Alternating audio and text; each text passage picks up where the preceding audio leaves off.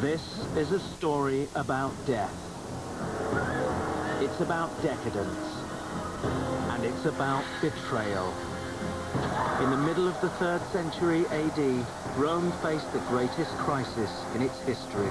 The empire was torn by internal conflicts and mired by sects and sleaze. This is the story of the 3rd century crisis, and it's the tragic tale of the man who saved Rome from disaster.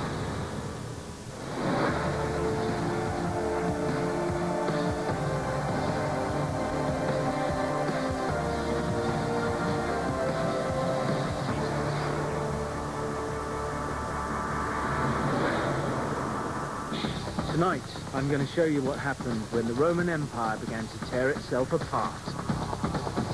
Join me 1700 years ago, in a time where blood gets on more than just the carpet. Because in those days, treachery really meant something.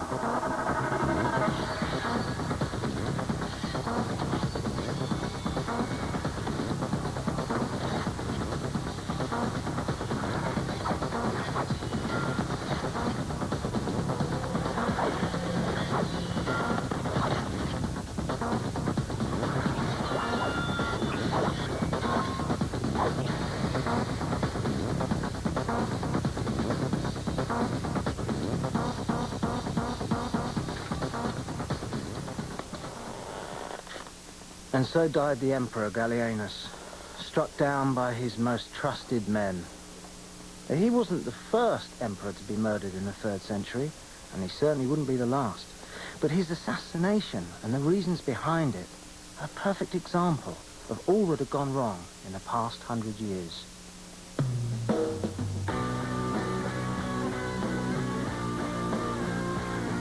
You've never heard of Gallienus, have you? I'm not surprised.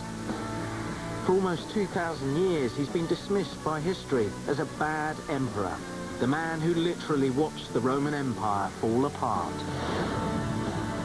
Because during his reign, the empire almost collapsed. It was threatened on all sides, by invasion in the east and rebellion in the west.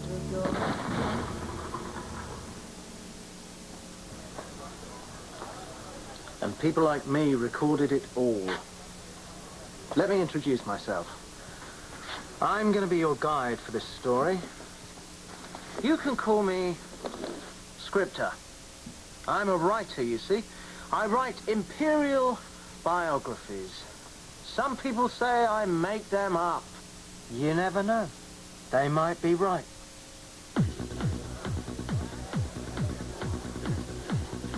Throughout the ages, everyone's loved a scandal, haven't they? I mean, we still do today. I mean, it's to our own detriment, and we really shouldn't, but there's something wonderful about being allowed to see behind the closed doors. The ancient Romans were no different from us. They adored their gossip too, but the celebrities were the imperial family. And, of course, we in the media love to write about it. It fills acres and acres of space. I suppose the biggest hack of them all, though, back in Roman times, was the Scripta Historia Augusta.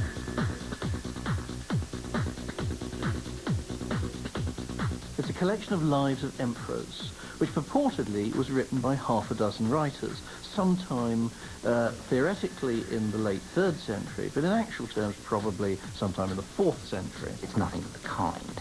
Really, it is the work of one individual who is a trickster, somebody who plays fast and loose with the truth. And it really is into scandal. Well, what do you expect? I'm a storyteller, an artiste. I don't do balanced. Now, if you'll excuse me, I've got an audience to please. Emperors have supreme power, so they also have supreme opportunity. Just as people want to know about the private lives of JFK or Johnson or Clinton or whoever, the revelations of what they really got up to, like any form of tabloid or gossip magazine. So the ancient readership wanted to know this about the great names of Roman history, and the more lurid, the better. The Romans really are no different to us in their appetite for sensational tabloid journalism. It's because of me that history has such a downer on Gallienus. You see, I didn't give him very good press, but then again, he didn't deserve it. I mean, Gallienus wasn't exactly Mr. Goody Two-Shoes, you know. And he wasn't the only one. You think you've got it bad today? That was nothing compared with what they got up to back then. I didn't need to make it up. They were making it up for me. Sex, booze, murder, more sex, more booze, more sex again.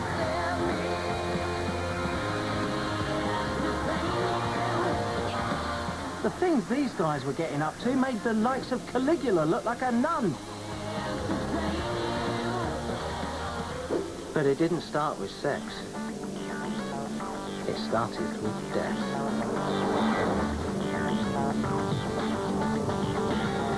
100 years before Gallienus, Rome was at the height of its power. People from as far afield as Britain in the west and Syria in the east flocked to this city of 1 million souls.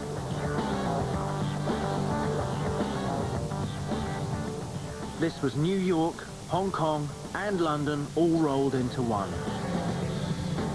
The vibrant beating heart of the greatest empire the world had ever seen.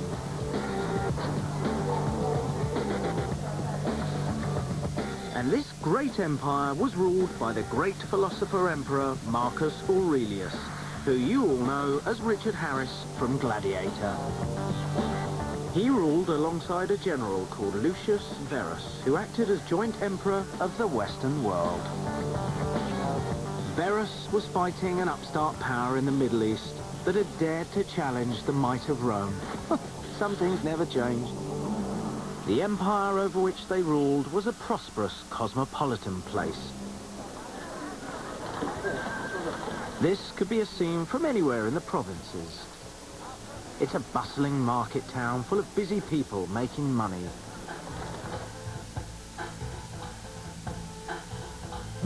People like Smaragdus, the Syrian. He's a big cheese in this town. Like any man with wealth and power, he wants to make an impression.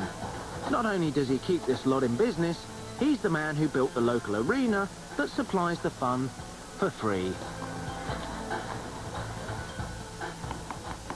We actually know of a man called Smaragdus who paid for an amphitheatre near Vienna. You can find men like him all over the empire, proudly proclaiming their names and origins on the monuments they paid to build. I see Domitius Smaragdus had this built for the people of my city. This is Rome's great strength, its racial diversity.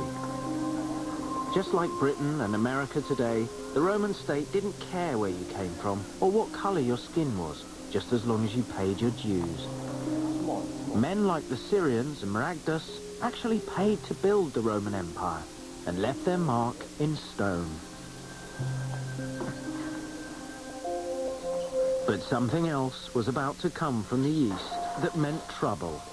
Big trouble. Legend has it that a Roman soldier was looting a temple in Iraq when he broke open a casket and released a pestilential vapor that spread across the world. The period of Marcus Aurelius was tragic for one thing, a great epidemic or even a pandemic which swept across the Roman world. It is a deadly disease and there is no known cure. It probably isn't the plague as we know it. It's probably not the Black Death. Most medical experts agree that it wasn't. Anyone can get it, man or woman. It could have been smallpox, although there isn't too much reference to people having spots and scabs upon their skin. It might well have been malaria, because malaria was endemic and did come back at that time. The only way we can imagine it is to think back to the 1980s and how everybody was terrified of AIDS, this great pandemic that was going to wipe out human civilization. At least that's how many people at that time were portraying it.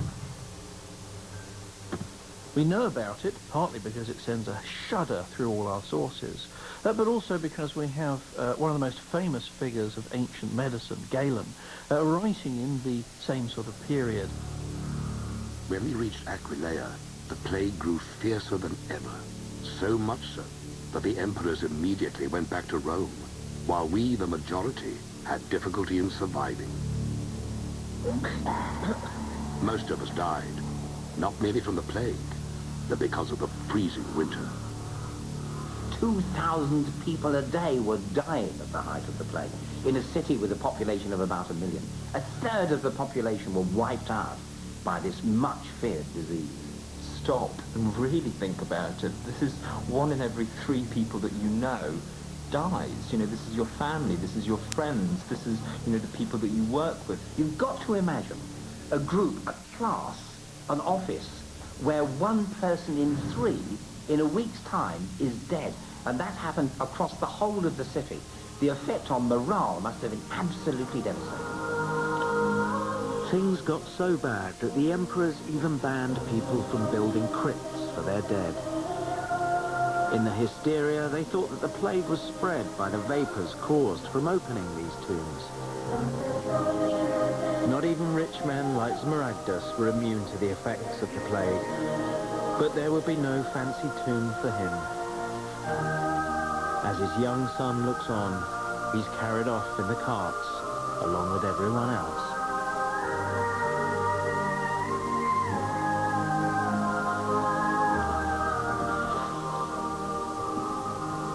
But the plague had one last blow to deliver.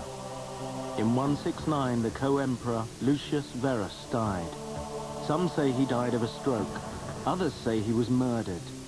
I believe it was the plague. It left the way open for Marcus Aurelius' son Commodus to become emperor. And as we all know from Gladiator, Commodus was mad, bad, and dangerous to know.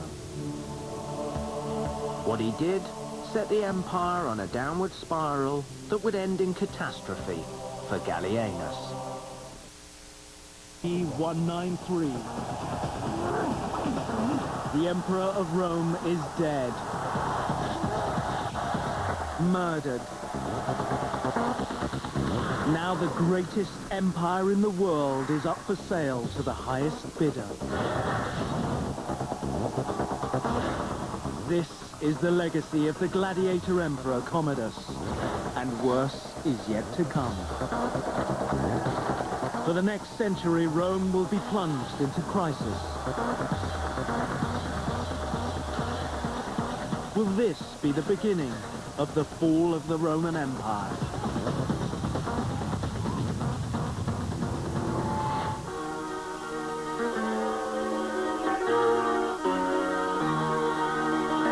And I recorded it all. I'm the scriptor. But would you believe it? Some people say Commodus wasn't as bad as I make out.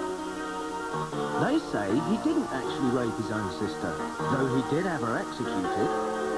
And he might have beheaded one of Rome's top dogs, but he did it for very good reasons.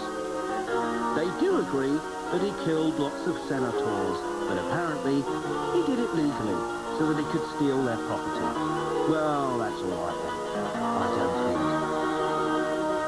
think. Commodus was riding for a fall from the start. I mean, he may have been mad, he may have been obsessed with gladiatorial conquest, he may have been so keen for people to say, you're the invincible one, but after all, he was following Marcus Aurelius. He was following a completely unchallengeable example. The next bunch of emperors after Commodus didn't last long enough to make much impression and were quickly forgotten. The man who won that famous bid for the empire, for instance, only lasted 66 days. But one man did emerge from the chaos to found a brand new dynasty. His name was Septimius Severus. Septimius Severus was a bit boring. Good emperor, but boring. But his son, Caracalla, was far more interesting. Take that time he strangled his brother at his mother's feet. It's cracking. But he did far more than that. And it was to have a profound consequence on our provincial family out in the sticks. It's a full 50 years since the Great Plague hit the empire, and a delegation of provincial bigwigs has come to Rome to place a petition before the emperor. One of them looks very familiar. He's the grown-up son of Smaragdus, and he's a very worried man. The Rome he has come to has changed radically from the city his father would have known. It has lavish new monumental buildings, among them the great complex of baths named after the emperor, Caracalla. Built on a street specially constructed to hold them, these are the most magnificent baths that Rome has ever seen. They can accommodate up to 10,000 people at once in 14 pools containing 8.2 million litres of water. And they took 5 whole years to build. But there's an edge to this brave new Rome, a nervousness in the air. Under the surface, things are not what they seem. For one thing, there are more troops on the streets than there used to be. The last few emperors have increased the Praetorian Guard and recruited 5 new legions to meet the new threats. Caracalla and his father have even stationed one of these in Rome. A sensible move, you might think, but that creates a sudden demand for 50,000 new troops, right after the empire had lost 1/3 of its population to the plague.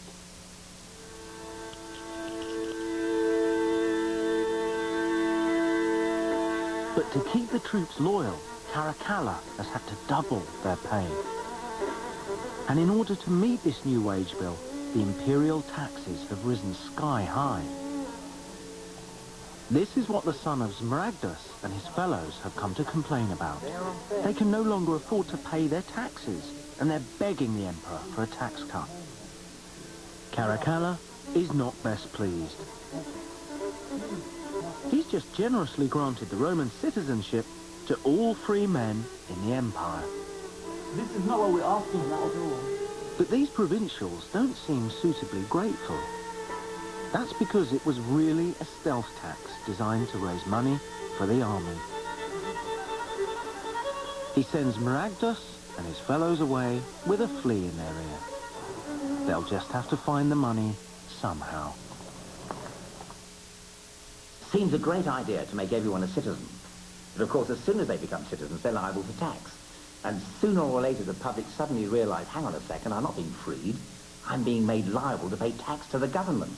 And once a tax becomes unpopular, then people are bound to rise up against it. This is precisely what happens in the 3rd century. Instead of paying taxes to the army, the son of Smaragdus decides to bury part of his wealth, so that the taxman can't get it. The money needed to pay the army is starting to dry up. And that, my friends, is a problem.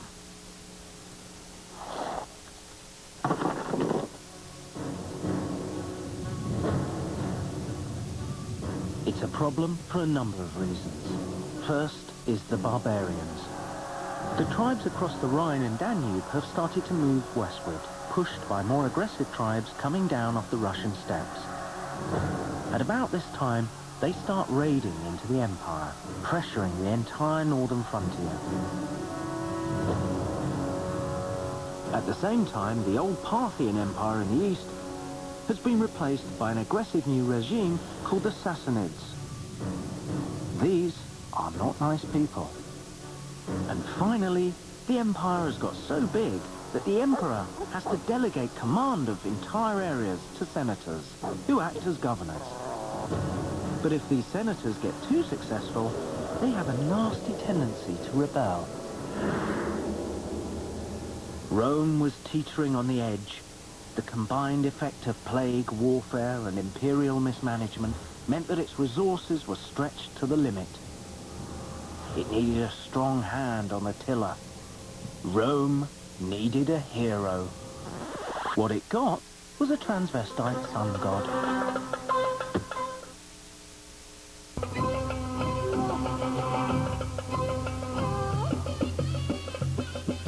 Elagabalus, or Heliogabalus, was the fanatical chief priest of an eastern sun god after which he was named. In 217, he was proclaimed emperor by the Eastern Legions, after they were paid some hefty bribes by his mum. He was just 16.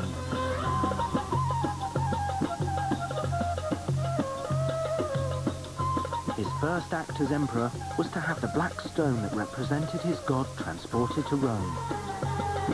It is said that he led the procession himself, dressed in his full outlandish regalia and bowing and scraping to the stones. Can you imagine what the Romans thought of that? There's a very long history in Roman writing and Roman cultural reception, if you like, of suspicion of the East, suspicion of strange secret practices. And in a sense, the scripter himself is both fascinated and repelled. But even better, he knows his audience wants this information, wants to dabble in the dirty details so they can be both fascinated and repelled as well.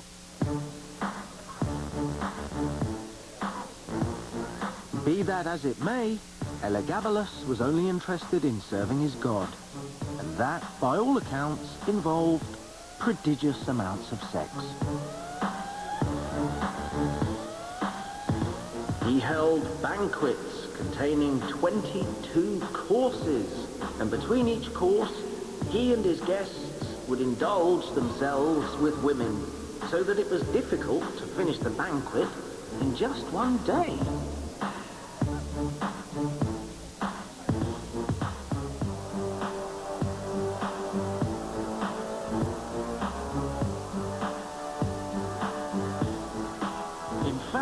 He invented all new kinds of vice, even going beyond the perversions of old, though he was very well versed in the acts of Tiberius, Caligula, and even Nero.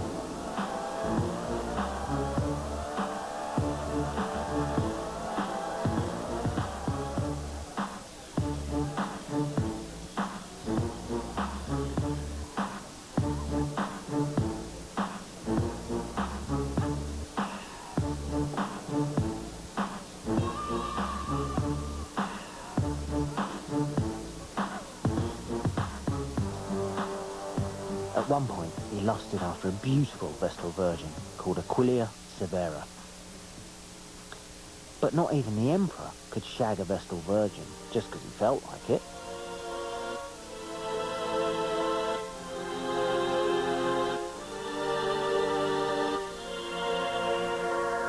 So, Elagabalus decided it was the will of his god to mate with the goddess Vesta. And hey presto, he married Aquileia Severa and went at it with a will.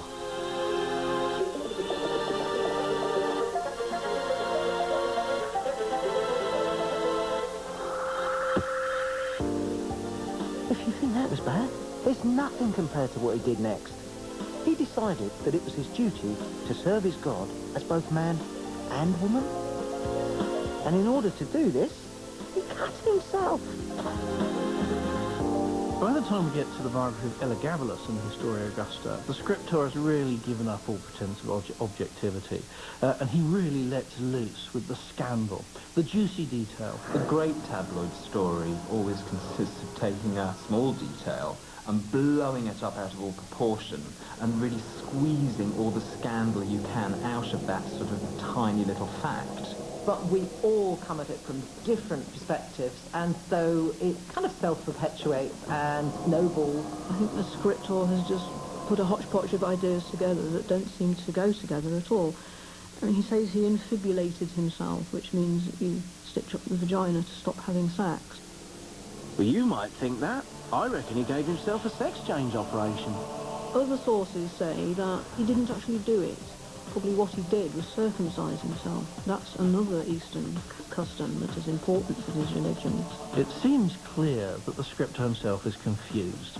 He doesn't really know what's going on. Is Elagabalus a representative of some weird cult from the East, carrying out all sorts of things you might expect priests to do? Or is he actually, in real terms, castrating himself or carrying out autosurgery as a sort of gender reassignment in modern terms? But in a way, it doesn't matter, because this is what the Roman readership expects strange people from the East to do. Okay, so I exaggerated a bit, but it's good stuff, isn't it? Hey, and it could have happened. There probably is a kernel of truth in some of what the scriptor says, but that doesn't mean that one can take much of what he says at face value. In a sense, the Romans expect this, and they want this to be true, in a way that perhaps the people at Waco may or may not have been up to all sorts of strange cultic practices, but the world outside really wanted to believe it. But we haven't really got to the stage where we would have a transsexual as the president or the prime minister, and it's a disaster to have him as the emperor of Rome. In the end, Rome had had enough. The Praetorian Guard murdered him, shoved his body down a latrine, and left it in the sewers to rot. Then they tore down his sun god and proclaimed his cousin emperor in his place. Can you detect a pattern here? The army proclaims an emperor. The emperor disappoints the army. The army kills the emperor and puts someone else in his place. The Roman Empire is becoming like a banana republic. Close the gate! Close the gate! For our provincial family, this was a catastrophe. Open the gate! I'm coming through! Get outside! 20 years have passed since we last saw them, and the grandson of Smaragdus is feeling very harassed. What are you doing? Soldiers are looting his property, taking whatever they want, and there's nothing he can do about it. In vain, he writes desperate letters to the emperor, begging for help. We are suffering extortion and illegal exactions beyond all reason at the hands of those who ought to protect us.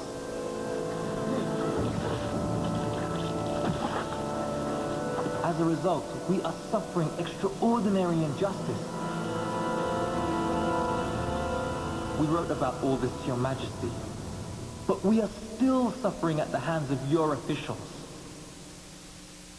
The soldiers are looting his house because their pay is worthless.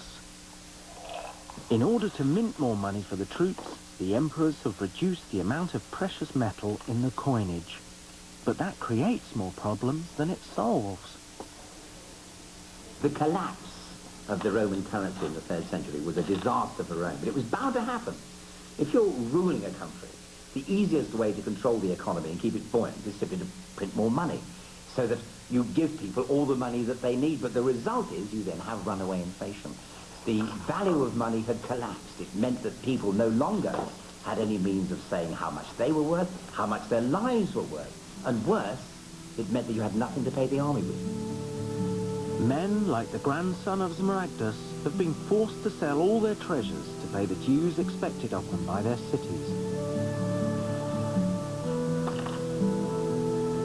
Not even the coins hoarded by his father 20 years earlier can make up for the shortfall anymore.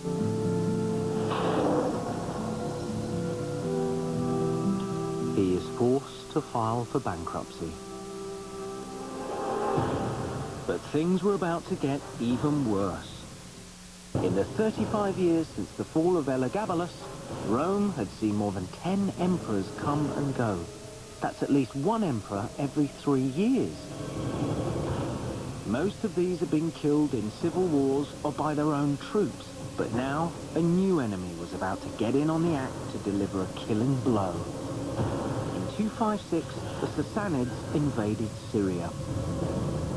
The emperor at the time was a venerable old senator called Valerian, who frankly wasn't up to the job. He left his son Gallienus in charge of the west and rushed east to face the Persian menace. But Valerian tried to sue for peace.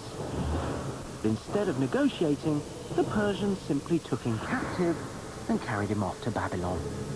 There he languished as a prisoner for 4 years, humiliatingly used as a human footstool by the Persian king. And when he died in captivity, his flayed skin was nailed to the door of the Persian royal temple. All across the empire, the provinces responded to the news with rebellion. In the east, the princes of Palmyra kicked the Persians out of Syria and simply took over themselves. West of the Alps, Gaul, Britain and Spain set up the Gallic Empire, declaring themselves independent. And the provinces on the Danube proclaimed 2 rival emperors, one after the other, who stripped the frontiers to march on Rome. The Roman Empire was literally falling apart, and the only man available to put it back together again was Valerian's son, a 35-year-old pretty boy called Gallienus.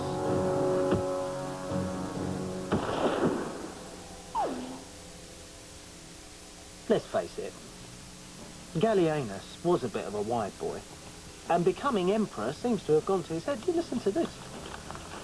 Born for his belly and his pleasures, he wasted his days and nights in wine and debauchery, and caused the world to be laid waste by pretenders, about 30 in number, so that even women ruled better than he. Though, to be fair, he did have one skill. He was bloody good at pruning roses. How on earth could this be the man who would save the Roman Empire?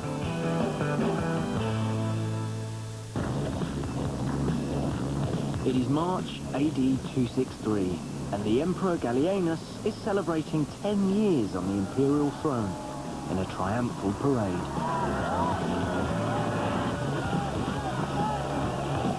But all these celebrations are a sham, because the empire that Gallienus rules is less than half the size it was 10 years earlier.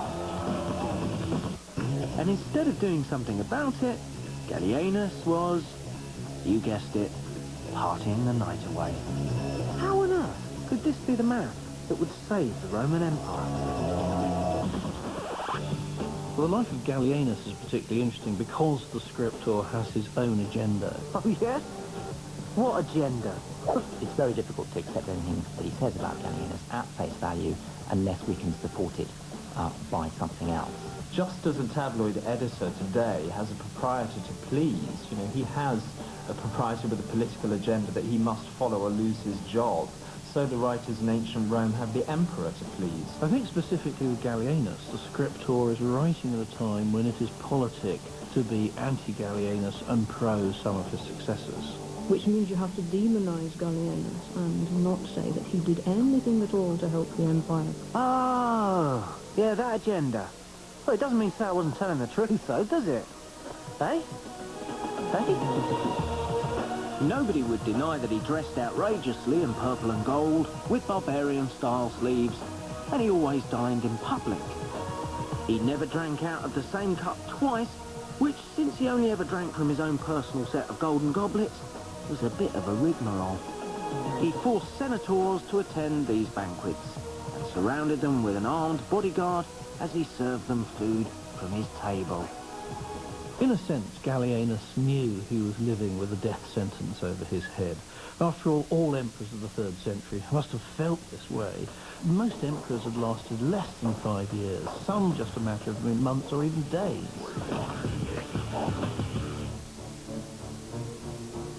So he has to preserve himself. He dined in public and shared his meals so that if he was going to be poisoned, so would everybody else. The fact that a Roman emperor is making senators taste his food before he does is very sensible to me. I mean, if I was a Roman emperor and I knew all these people were desperate for my life, I think I would do exactly the same thing, with no scruple. Okay. Okay. But I'd like to see you explain away the girlfriend that easily. Cherchez la femme, as the Gauls might say. He fell in lust with a barbarian princess called Pippa, and was so obsessed with her that he ignored his lovely wife, Salonina, in favour of foreign pleasures. What's more, he actually gave away a bit of his empire to get Pippa from her father. It is almost certainly true that Gallienus did accept the daughter of a Germanic king as part of a treaty whereby they were solemnly promising not to reinvade the empire and indeed to act as a buffer between the empire and further barbarians beyond. So what we're looking at here is high diplomacy on one level, and not just what the scriptor wants to see, you know, depraved head of the Roman world in bed with a barbarian. We are all fallible. Everyone's fallible. And they can't be these perfect examples of humanity. They are going to fall off the pedestal that the press have put them on. And so they fall, but sometimes, I suppose, we, the media, shove them a bit as well. It's a cruel world. Because of the devil. It's very much sexuality which is used as a weapon against the emperor. And this happens in many periods. We've seen it used against Clinton. I did not have sexual relations with that woman. There's a hint of truth there, there's an actual affair, but it's blown up out of all proportion. Okay, fair point. But it doesn't alter the fact that Gallienus was ruling over chaos. In the provinces, the barbarians are pouring over the frontiers and raiding deep into the empire. Things have got so bad that the grandson of Smaragdus is pulling down the amphitheatre his grandfather built so that the stone can be reused to build the city walls. And he's doing this because Gallienus cannot even defend the frontier properly. I mean, does this sound like an emperor who's on top of the situation? The problem for 3rd century emperors is they have multiple crises on multiple frontiers. Every time a local general defeats the barbarians, he is put forward as an emperor by his own local army. So, for Gallienus, he's defending both the northern frontier against barbarians, but also he's looking over both shoulders at usurpers on either side of him. He's fighting on many, many fronts. He's fighting Romans, he's fighting barbarians. He hardly has any time. If you look at a map and see where he goes to and how quickly he gets there, Gallienus is one of the most active emperors that we have. It just doesn't appear in the pages of the scriptor. All right. So Gallienus inherited chaos, so he did a couple of things to make it right. What, is he a superhero all of a sudden? I mean, some people.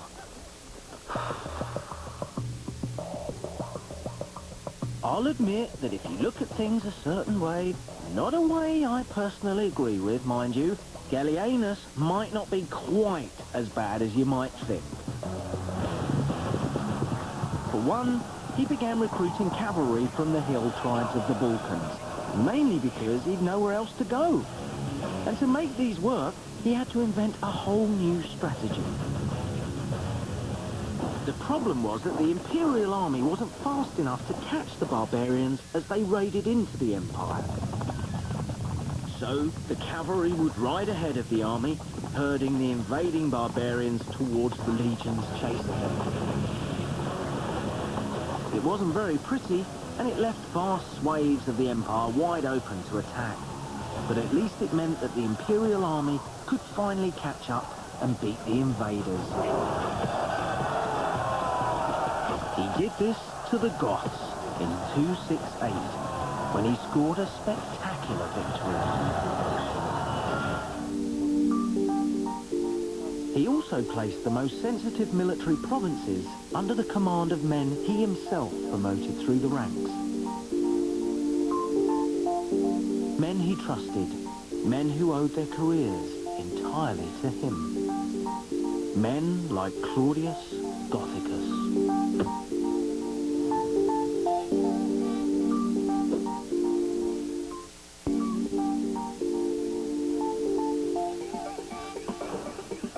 Claudius was a peasant from the Balkans who joined the army to make his fortune. He became one of Gallienus's most trusted generals and was in line to succeed him as emperor.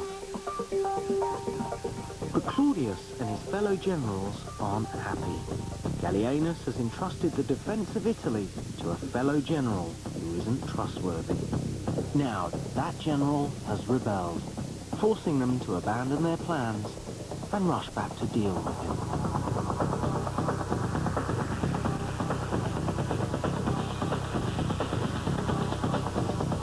This rebellion has proved that Gallienus's generals are now powerful enough to branch out on their own. They no longer need him.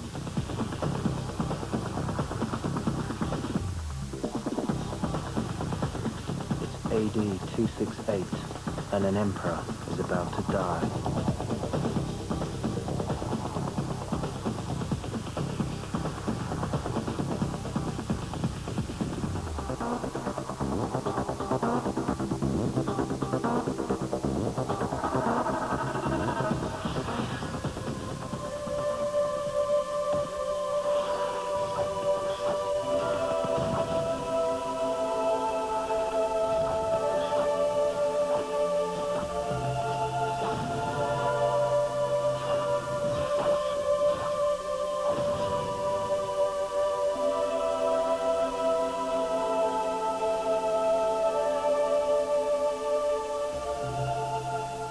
There is an element of tragedy, perhaps, a Lear-like quality in Gallienus, because ultimately the people who do him in are the circle of generals he's groomed, he's promoted, and I think his final mistake is that he trusted this circle of people. There are some eternals in human society, aren't there? It's the great leader who takes on a lowly person, trains them up, trusts them, raises them to become a great confidant, only to find that they stab them in the back and try to challenge them for power. It happens in the modern world, and of course it happens in ancient Rome.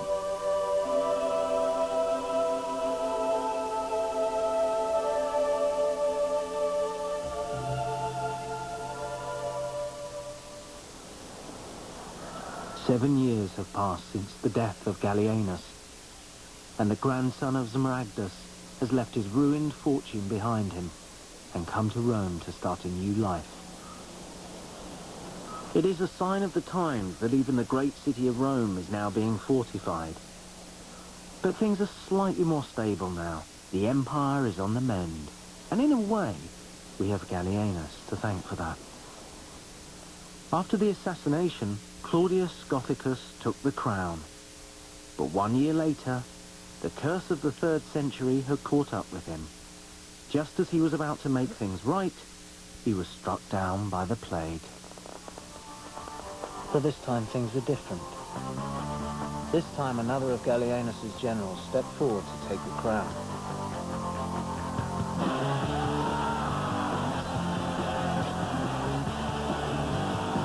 This is the true legacy of Gallienus. The men he chose, the generals who killed him, for a new breed of soldier emperor who took what he had taught them and used it to reunite the empire. Emperors were still changing every 4 or 5 years. In fact, the 3rd century saw almost 50 men claim the throne in just 90 years. But now they were experienced generals